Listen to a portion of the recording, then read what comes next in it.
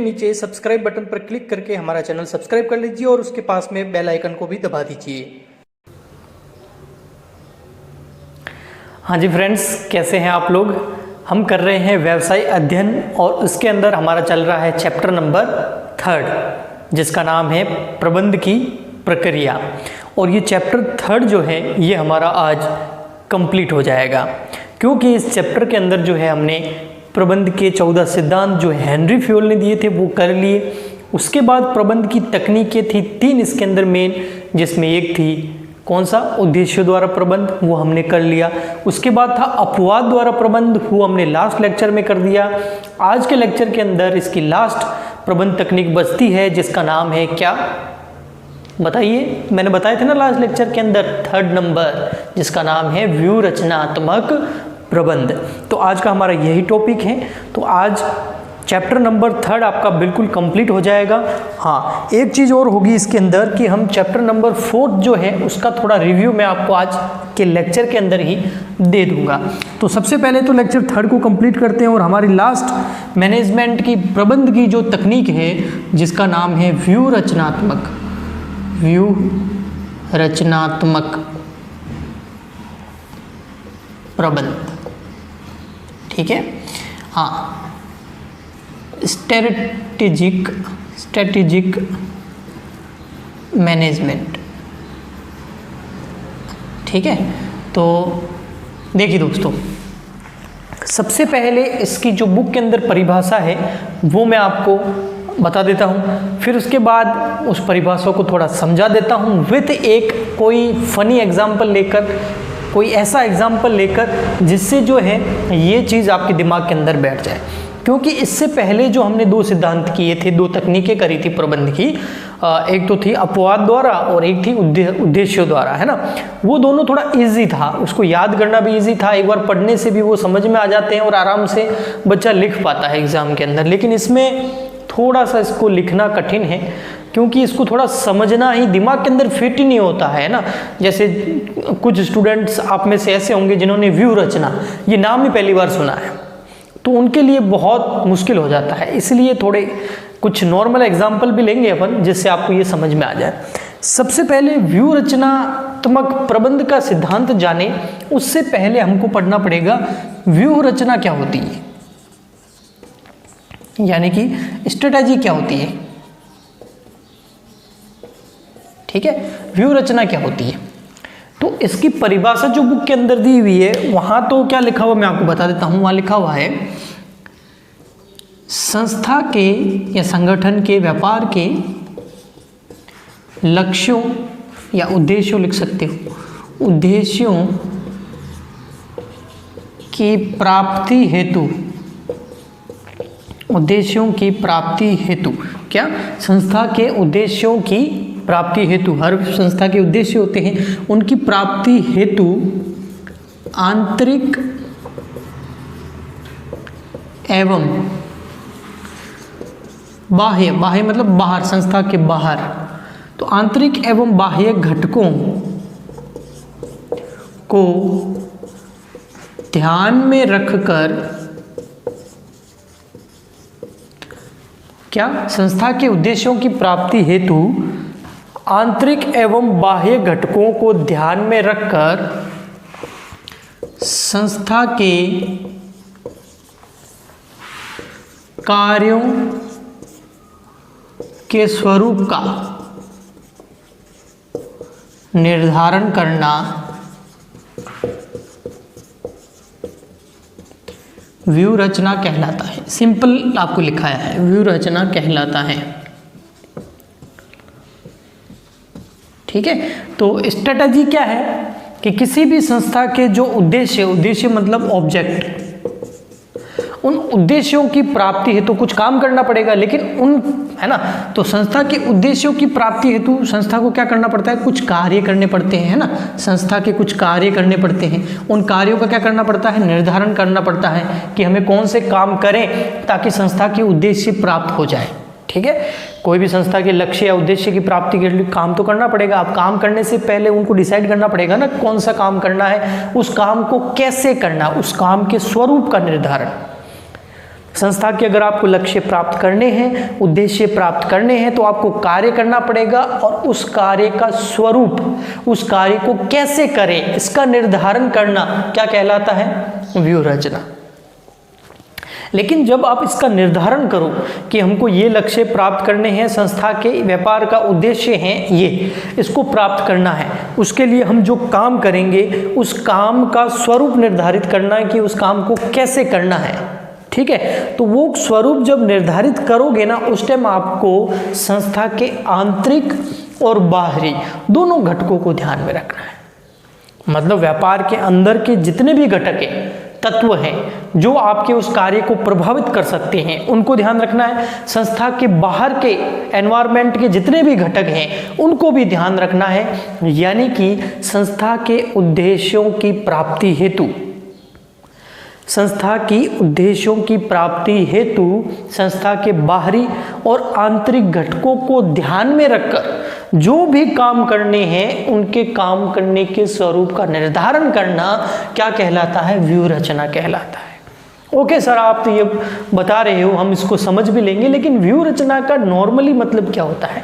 तो नॉर्मली मतलब आप समझिए एक इंटरेस्टिंग एग्जाम्पल के साथ। मान लेते हैं कि इंडिया और कोई दूसरी टीम ले लो, मान लेते हैं इंडिया और ऑस्ट्रेलिया ले लो।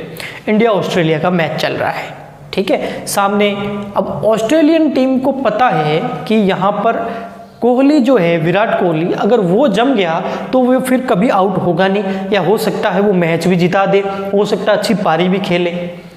उसको आउट करने के लिए उनको कुछ ना कुछ करना पड़ेगा। तो वो मैच स्टार्ट होने से पहले ही विराट कोहली को कैसे आउट करें, उसकी उन्होंने एक व्यूह रचना बना दी। व्यूह रचना मतलब उन्होंने षड्यंत्र रचा, है ना। इससे आपको अच्छे से समझ में आएगा। आपने पुराने युद्ध वगैरह जो होते थे, उन्होंने षड्यंत्र नाम सुना होगा।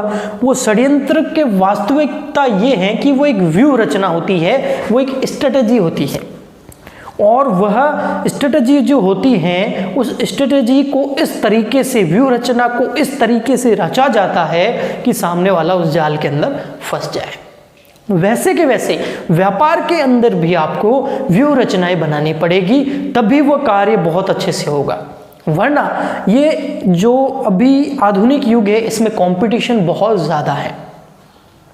इसमें केवल आपको बेहतर नहीं होना है, दूसरे से बेहतर होना है, दूसरे से आपको प्रतिस्पर्धा करनी है। अगर आप ऐसा नहीं करोगे तो वो आपको क्या करेगा? वो आपको रास्ते से हटा देगा। सबसे बेस्ट एग्जांपल आज के टाइम में टेलीकॉम कंपनीज, कितनी सारी टेलीकॉम कंपनीज, है ना। एक बहुत बड़ी व्यूह रचना रची गई और कई सारी टेलीकॉम कंपनियां जो है वो रास्ता उनका साफ हो गया, है ना। अभी आपको पता ही है जियो और एयरटेल है, इनमें अभी प्रतिस्पर्धा है, कंपटीशन है। कई सारी कंपनियां इस कंपटीशन से बाहर हो गई। एक दो कंपनियां हैं, वोडाफोन, जियो, एयरटेल वगैरह। तो जब मेरे हिसाब से जियो लॉन्च हुआ होगा तो इन्होंने बहुत बड़ी पहले से ही व्यू रचना बना के रखी होगी ताकि इनके बिजनेस को सक्सेस मिल सके, और है सक्सेस, है ना। तो व्यू रचना का मतलब है कि आप अगर अपने व्यापार को, अपने लक्ष्यों को प्राप्त करना चाहते हो तो आपको व्यापार के आंतरिक और बाह्य दोनों घटकों को ध्यान में रखना है, और उनको ध्यान में रखते हुए जब भी आप लक्ष्यों की प्राप्ति हेतु कार्यों का निर्धारण करो, उस कार्यों का स्वरूप का निर्धारण करो, उनका स्ट्रक्चर बनाओ, आप फॉर्मेट बनाओ, तब उस फॉर्मेट बनाते टाइम आपको संस्था के आंतरिक और बाह्य दोनों ही घटकों को ध्यान में रखना है और उन स्वरूप को बनाना उस कार्यों के, इसको ही बोलते हैं व्यू रचना। ओके, आपको समझ में आ गया होगा। व्यू रचना का मतलब स्ट्रेटजी, षड्यंत्र रचना, कुछ पहले से इस तरीके से एक प्लानिंग करना। इसको व्यू रचना को प्लानिंग नहीं बोल सकते, है ना, नियोजन अलग होता है, व्यू रचना बिल्कुल अलग होती है ना। ये सोची समझी, है ना, विशेषज्ञों द्वारा निर्धारित एक ऐसी प्रक्रिया होती है जिससे संस्था के उद्देश्यों को आसानी से प्राप्त किया जा सकता है। ओके, तो ये आपको व्यू रचना समझ में आ गई होगी, ये होती है व्यू रचना। अब हम बात करते हैं व्यू रचनात्मक प्रबंध के बारे में। ठीक है, ये तो नॉर्मली व्यू रचना क्या होती है, स्ट्रेटजी क्या होती है, उसकी बात थी। अब हम बात करते हैं व्यू रचनात्मक प्रबंध। तो व्यू रचनात्मक, इसकी भी डेफिनेशन बता देता हूं। व्यू रचनात्मक प्रबंध से आशय संस्था के उद्देश्यों का निर्धारण, उद्देश्यों का क्या करना, निर्धारण करना। अच्छा, फिर व्यू रचना का निर्माण करना। अच्छा, फिर इसे लागू एवं क्रियान्वित, इसे लागू एवं क्रियान्वित करने की प्रबंधकीय प्रक्रिया से है।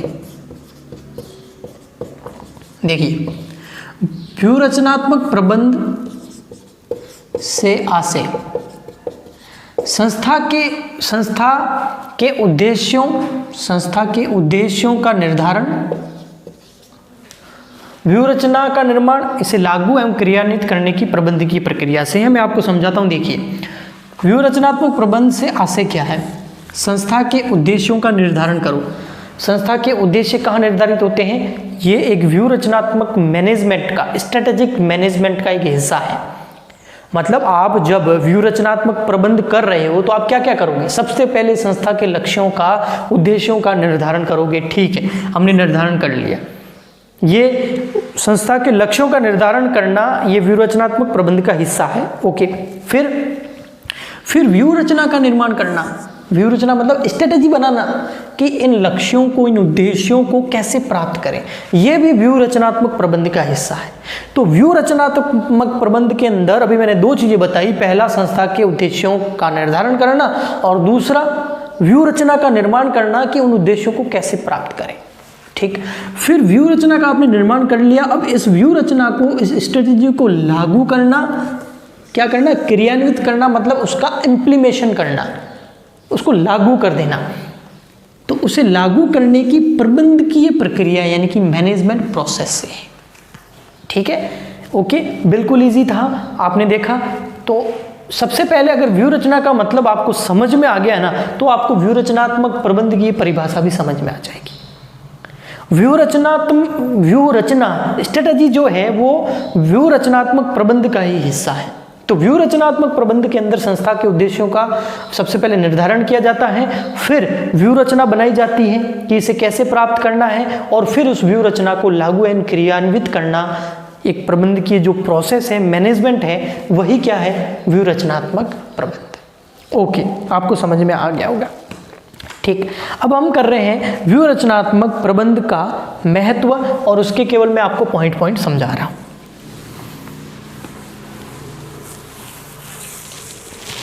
इसके अंदर पहला पॉइंट है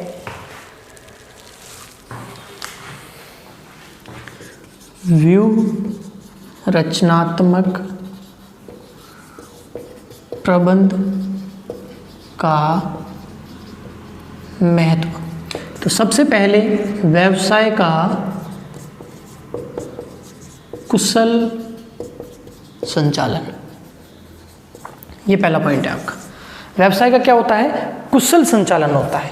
यानी कि अगर आपने व्यू रचना बना रखी है ना, तो व्यापार का एकदम कुशल संचालन होगा, अच्छे तरीके से, मैनेजमेंट तरीके से, प्रबंध जो मैनेजमेंट होगा वहाँ पर इतना अच्छा होगा कि एकदम स्मूथली आपका व्यवसाय का संचालन चलता रहेगा, ऑपरेशन चलता रहेगा, किसी प्रकार की कोई गड़बड़ कभी नहीं होगी। सेकंड है फिर आपके उद्देश्यों की स्पष्टता एवं प्राप्ति। उद्देश्यों की स्पष्टता एवं प्राप्ति। दूसरा महत्व, इंपॉर्टेंस ये है, अगर आपने व्यू रचनात्मक प्रबंध का अपना रखा है, आपने व्यू रचना बना रखी है, तो आपके उद्देश्य स्पष्ट रहेंगे। आपके छोटे बड़े सभी प्रबंधकों, कर्मचारियों, अधीनस्थों, सभी को जो है इस आपके संस्था के उद्देश्यों के बारे में उनको पता होगा, उनको स्पष्टता होगी और वे उसकी प्राप्ति में के लिए हमेशा क्या रहेंगे, अग्रसर रहेंगे, आपका सहयोग करेंगे। थर्ड है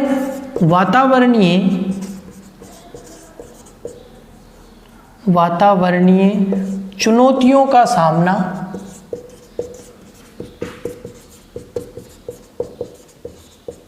एवं अवसरों का लाभ। अगर आपने व्यू रचनात्मक प्रबंध अपना रखा है, यानी कि आपने स्ट्रेटजी बना रखी है, तो वातावरणीय एनवायरमेंटल जितनी भी चुनौतियां आएगी आप उसका आराम से सामना कर सकते हैं, ठीक। और अवसरों का आपको क्या मिलेगा, लाभ। क्यों, आपकी संस्था के अंदर व्यू रचना इतनी अच्छी है कि जो भी आपके सामने परेशानियां चुनौतियां आएगी आप पहले से तैयार होंगे, उसका सामना करेंगे और अवसर को फटाफट आप भुना लेंगे। जैसे अभी जियो और फेसबुक के अंदर जो एग्रीमेंट हुआ है वो इसका एक एग्जाम्पल है। फिर है सर्वश्रेष्ठ निर्णय में सहायता।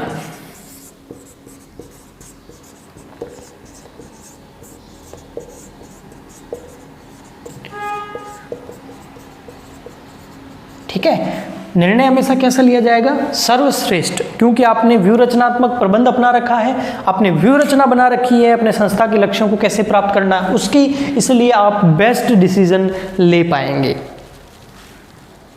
फिर नेक्स्ट है संगठन की योग्यता एवं क्षमता में वृद्धि।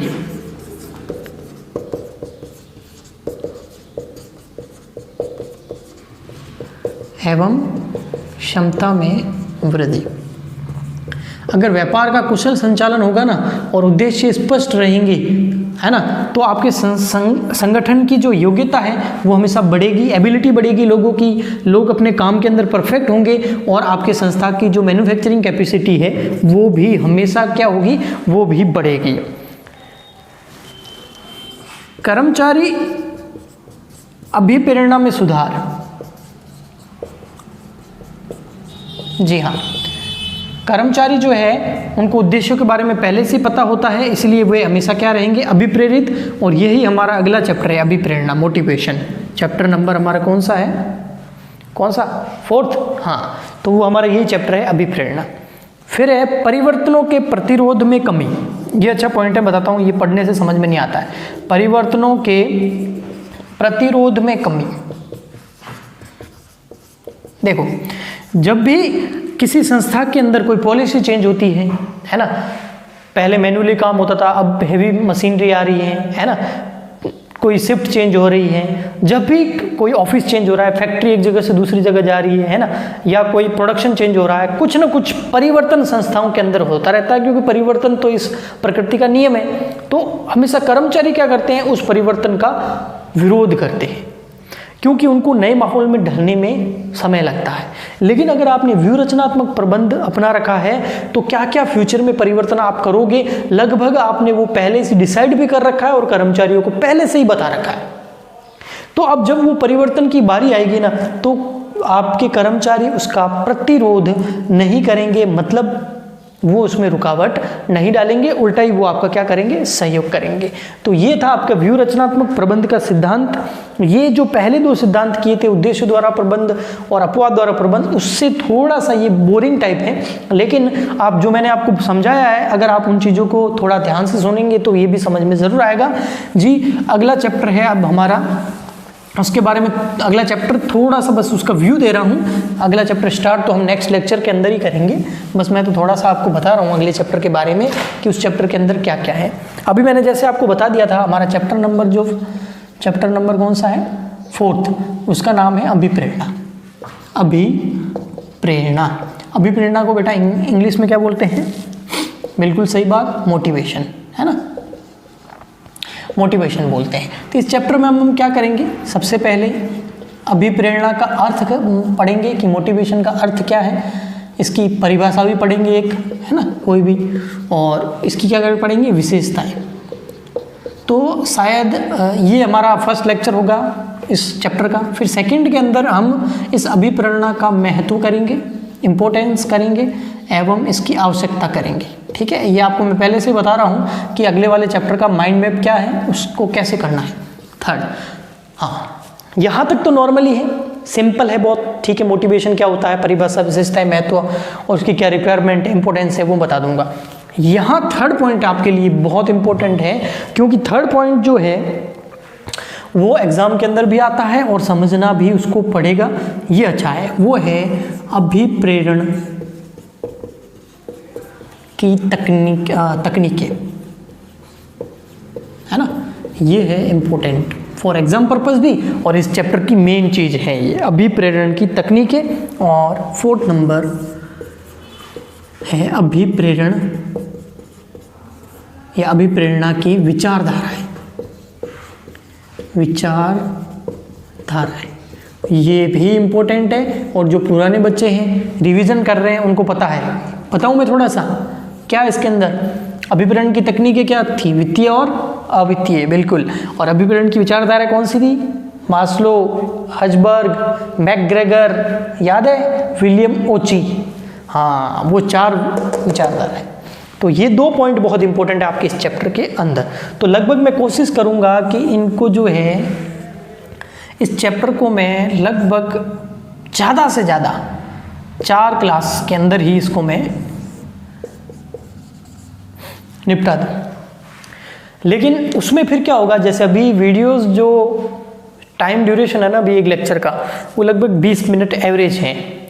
लेकिन अगर इस चैप्टर को हम चाहते हैं कि 4 दिन में कंप्लीट करें, तो इसमें थोड़ा वीडियो लंबा हो जाएगा, आधे घंटे तक का पहुंच जाएगा एक लेक्चर, तो 2 घंटे का चैप्टर है ना। तो आगे वाले लेक्चर जो थोड़े उसका टाइम बढ़ाऊंगा मैं। अगर आपको लगता है कि टाइम बढ़ाना चाहिए तो भी मुझे कमेंट करके बता दो। अगर आपको लगता है नहीं ठीक है 20 मिनट ही हम देख पाते हैं, 20-25 मिनट, इससे ज़्यादा हम नहीं देख पाएंगे, तो भी बता दीजिए, ठीक है। तो कमेंट ज़रूर कीजिएगा। तो अगले जब लेक्चर करूँगा, ये वाला चैप्टर स्टार्ट करूँगा, तो उसमें मैं उस हिसाब से चलूँगा कि वीडियो थोड़ा टाइम बढ़ाएं या फिर जो अभी जैसा चल रहा है वैसा ही चलने दें। हाँ, जैसा चल रहा है वैसे चलने देंगे तो इसमें हो सकता है 5 से 6 लेक्चर लग जाएंगे, 6 लेक्चर आराम से लग जाएंगे।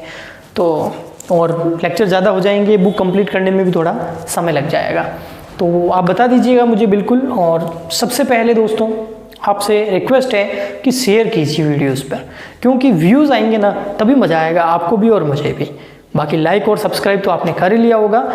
ज़्यादा से ज़्यादा शेयर करें, अपने दोस्तों को बताएं जो 12th क्लास के अंदर हैं, उनको वीडियो पहुंचाएं, वे उनको बोलिए वे आगे से आगे उनको पहुंचाएं, ताकि इस लॉकडाउन पीरियड के अंदर जो है घर बैठ के ही आपकी अच्छी प्रिपरेशन हो जाए BST की।